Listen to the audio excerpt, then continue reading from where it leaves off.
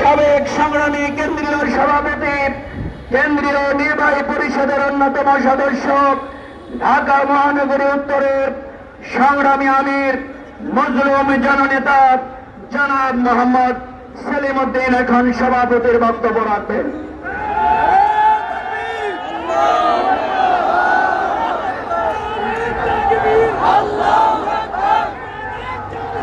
আসসালামু আলাইকুম ওয়া রাহমাতুল্লাহি ওয়া বারাকাতুহু। স্লোগানের সুরে সালামের যে মর্যাদা, এটা খাটো হয়ে গেছে। আবার সালাম দেই, ডান প্রান্ত থেকে বাম প্রান্ত পর্যন্ত যাদের কাছে সালাম পৌঁছবে সবাই জবাব দিবেন। রাজি আছেন? আসসালামু আলাইকুম ওয়া রাহমাতুল্লাহি ওয়া বারাকাতুহু। আলহামদুলিল্লাহি রাব্বিল আলামিন, والصلاة والسلام على سيد الأنبياء والمرسلين وعلى آله وصحبه أجمعين। 24 ঐতিহাসিক 5 আগস্ট ছাত্র জনতার ঐতিহাসিক গণঅভ্যুত্থান দিবসের প্রথম বার্ষিকী উদযাপন উপলক্ষে বাংলাদেশের গণমানুষের প্রাণ প্রিয় শহীদ কাফেলা বাংলাদেশ জামাত ইসলামী আহ্বান আজকের বিজয় মিছিল গণ মিছিলের এই কর্মসূচিতে ঢাকা মহানগরী উত্তরের সর্বস্তরের ইসলামী আন্দোলনের ভাইরা, সংগ্রামী নগরবাসী, প্রিয় দেশবাসী, মিডিয়ার মাধ্যমে প্রবাস থেকেও যারা আমাদেরকে শুনছেন, সর্বস্তরের জনগণকে আমরা এই বিপ্লবের প্রথম বার্ষিকীতে জামাত ইসলামী ঢাকা মহানগরীর পক্ষ থেকে বিপ্লবী সালাম এবং শুভেচ্ছা জানাচ্ছি।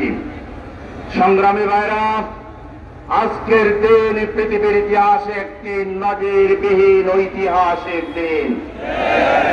পৃথিবীর ইতিহাসে কোন স্বৈর শাসকের বিরুদ্ধে, ফ্যাসিবাদের বিরুদ্ধে মা তার কোলের সন্তানকে সাথে নিয়ে শাহাদাতের অমীয় সুধা পান করে শিশু থেকে বৃদ্ধ, ছাত্র থেকে শ্রমিক, আবার বৃদ্ধ বনিতার এরকম জীবন দেওয়ার ইতিহাসে পৃথিবীতে ইউনিক।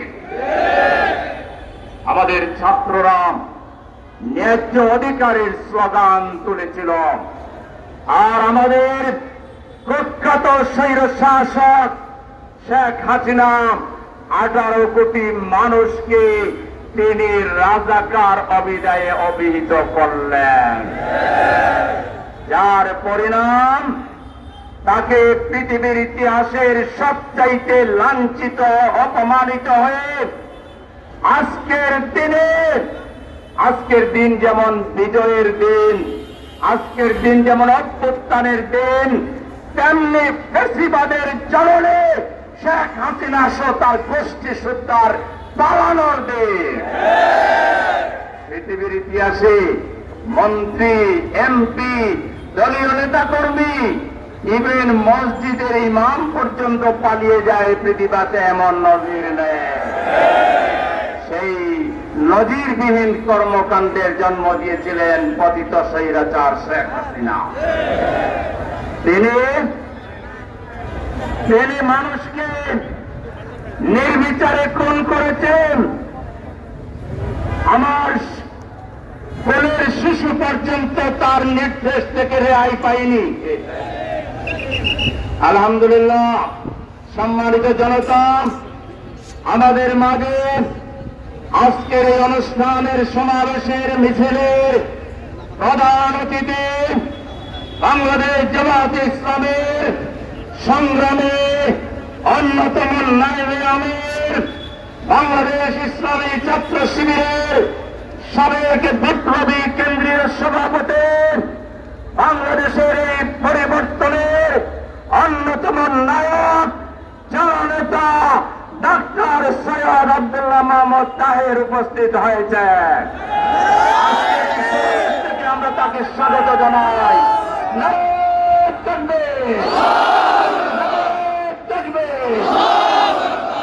প্রিয় ভাইরা, আমরা বলছিলাম সেদিন শিশুদের বুকে গুলি চালানো হয়েছে। রক্তাক্ত শিশু মাকে সামনে দেখে মা মা বলে ডাকছিল, মা আমাকে পানি দাও। সেই লেডি ফেরাউন শেখ হাসিনা নির্দেশ দিয়েছিল, হাসপাতালে কাউকে চিকিৎসা দেবা না, কোন আত্মীয় স্বজনকে কাছে আসতে দেবা না, এবং কাউকে হাসপাতাল থেকে ছাড়বাও না, রিলিজও দেবা না। পৃথিবীর ইতিহাসে এত নিকৃষ্ট হৃদয়হীন মানুষ আর আছে কিনা?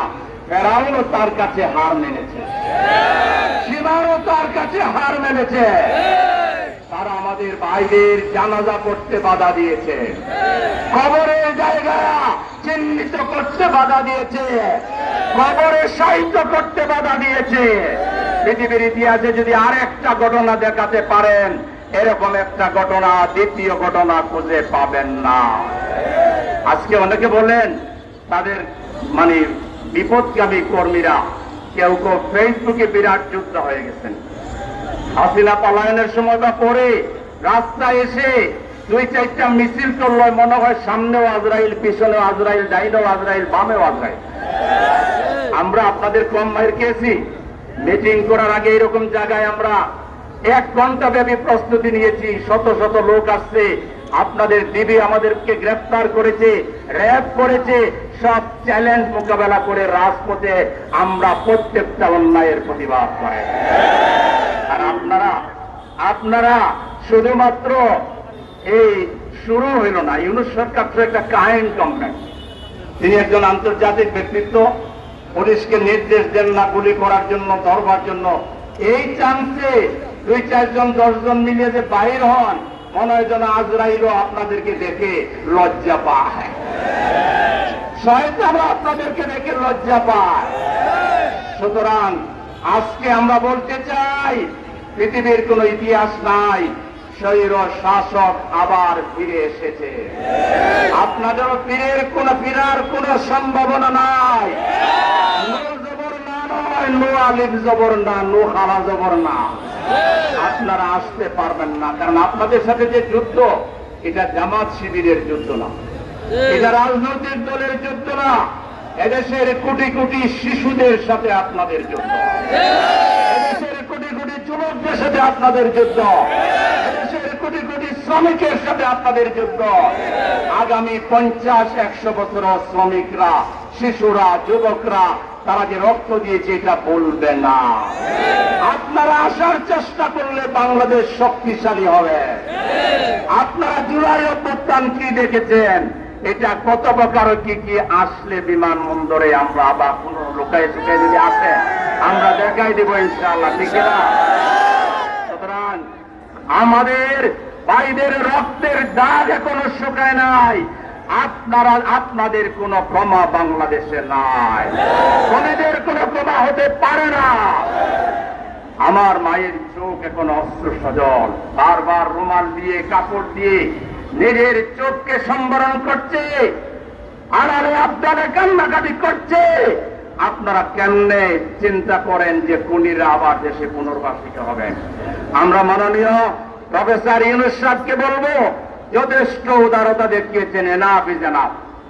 এখন আগামী 2 মাসের ভিতরে প্রশাসনের ভিতরে এবং বাইরে 100% খুনিকে যদি ধরে জেলে ভরতে না পারেন, বিচারের মুখোমুখি করতে না পারেন, তাই আপনাদেরকে আমরা যে নিঃশর্ত সমর্থন দিচ্ছি, এটা দেব কিনা আমাদের নির্বাহীতে আমরা আলোচনা করব, এবং প্রয়োজনে সারা বাংলা ঘেরাও করে আমরা খুনিদেরকে ধরে প্রশাসনের হাতে তুলে দেব। 2 নম্বর কথা হলো, লেভেল প্লেইং ফিল্ড না করে এখন ইউনো, ওসি সাহেব, ডিসি সাহেব কি আরামকে দাঁড়ায় বসে প্রেম প্রীতি করছেন কিছু রাজনৈতিক দলের নেতা কর্মীদের সাথে, ঘুষের লেনদেন করছেন, দুর্নীতির লেনদেন করছেন। আপনারা সাবধান হয়ে যান। 100% লেভেল প্লেইং ফিল্ড ছাড়া বাংলাদেশের নির্বাচন জনগণ মেনে নেবে না। এই চঞ্চিল্লিত দরবার প্রশাসনের লোকদেরকে রাঙ্গামাটি এবং খাগড়াছড়িতে পাঠিয়ে ওখানে তাদেরকে আবদ্ধ করে রাখা হবে, ওরা মুক্ত বাতাসেও থাকতে পারবে না। প্রিয় ভাইরা, আজকে আমরা পরিষ্কার বলতে চাই, আপনারা সনদ ঘোষণা দিবেন, আজকে ভালো কথা।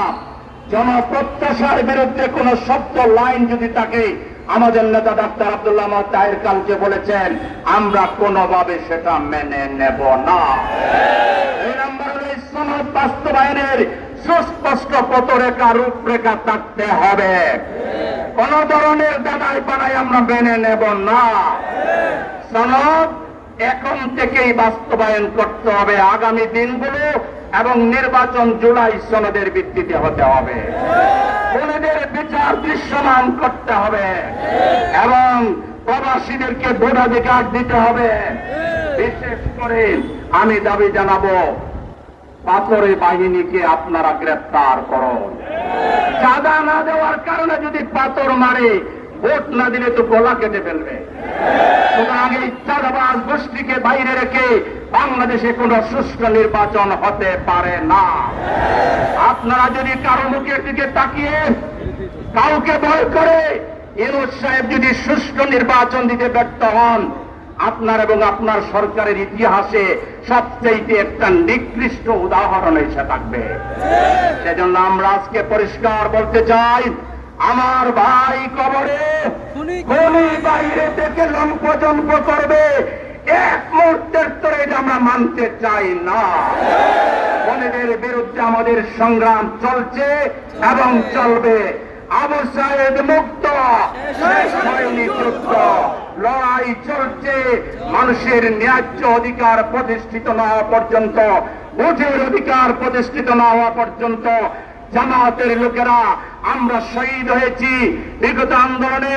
উল্লেখযোগ্য আমরা বলতে চাই না আমরা মাস্টার মাইন্ড, কিন্তু যাদের বিরুদ্ধে আন্দোলন করেছিলাম তারা আমাদেরকে মাস্টার মাইন্ডের মর্যাদায় দিয়েছে। কাউকে তো নিষিদ্ধ করে নাই, তাদের প্রধান শত্রু মনে করেছে জামাত এবং শিবিরকে। আর তার পরিণতিও তাদেরকে ভোগ করতে হয়েছে। হাসিনা তার জীবনের সবচেয়ে বড় ভুল করেছে, 1 আগস্ট জামাতকে নিষিদ্ধ করে। জামাত নিষিদ্ধ না হলে এই আন্দোলনে অভিজ্ঞ রাজরূপ নিত কিনা সন্দেহ ছিল। যেদিন জামাতকে নিষিদ্ধ করা হয়েছিল সেদিন আমরা সিদ্ধান্ত নিয়েছিলাম, আমরা কেউ আর করে থাকবো না, হাসিনাকে বিদায় দিয়ে আমরা করে দেব। হয়েছে আল্লাহর ইচ্ছায় তাই।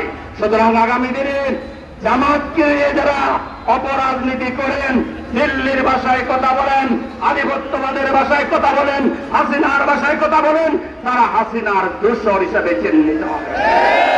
এখনো কারো কারো মজা লাগে, এক স্লোগান দেয়, স্বৈরাচার গেছে দিল্লিতে, রাজাকার যাবে দিল্লিতে। হাসিনা অনেক খারাপের খারাপ ছিল, কিন্তু একটা ভালো কাজ করে, সে রাজাকারদের একটা লিস্ট করেছিল। এই লিস্টে তার দলকে 1 নম্বরে রেখে, এটা আমরা সমর্থন করি। আর 2 নম্বরে যাদের রেখেছিল তারাই এখন এই স্লোগান দিচ্ছে। আপনারা এই স্লোগান অব্যাহত রাখলে বাংলার জনগণ জুলাই বিপ্লবের সেই ধারায় আপনাদেরকে দিল্লি আর পিন্ডিতে পাঠিয়ে দেবে। এদেশে থাকতে হলে এদেশের মানুষের মনের ভাষায় কথা বলতে হবে।